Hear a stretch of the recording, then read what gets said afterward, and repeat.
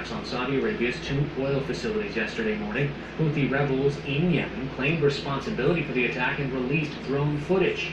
A Houthi leader said they were able to exploit vulnerabilities of Saudi Arabia's defense systems, but the U.S. is putting the blame on Iran, which backs the Houthi rebels. Secretary of State Mike Pompeo tweeted yesterday, quote, "Iran has now launched an unprecedented attack on the world's energy supply. There is no evidence the attacks came from Yemen." Iran's Foreign Minister Javad Zarif responded that Pompeo was, quote, "turning to max deceit," and said the Trump administration's maximum pressure sanctions campaign has failed. The attacks caused Saudi Arabia to reduce oil production by 50%. Today, Saudi officials said they may be able to restore 1/3 of the lost capacity by tomorrow. Motors have broken down, and that it's nearly 50,000 members who work at GM plants in the U.S. will go on strike tonight. UAW officials said the union and GM were far apart on several issues, including wages, health care, and job security. We do not take this lightly.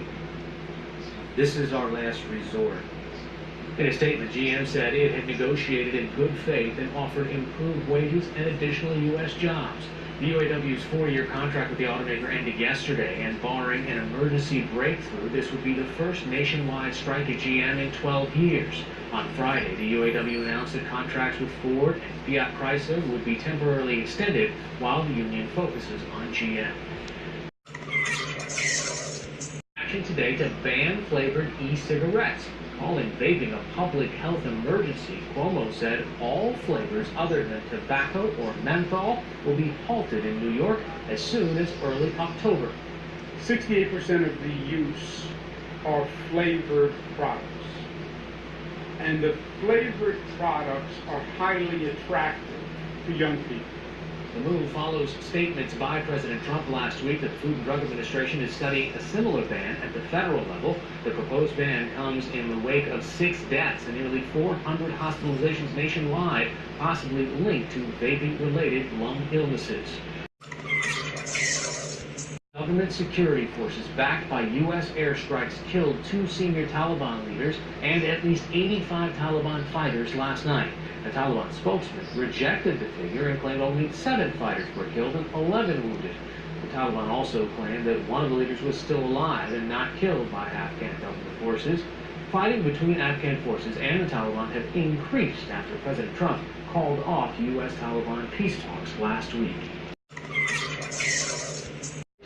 Clashes between pro-democracy supporters and police escalated as protesters marched in defiance of a police ban in downtown Hong Kong today. A crowd of protesters, some waving U.S. flags and others waving Hong Kong flags, marched through a shopping district where many major businesses closed their doors. Hundreds of demonstrators stood outside the British consulate and called on the United Kingdom to help Hong Kong.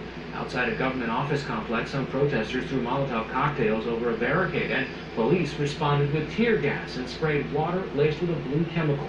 At a train station nearby, firefighters put out small fires, and at another station, some protesters defaced signs and security cameras.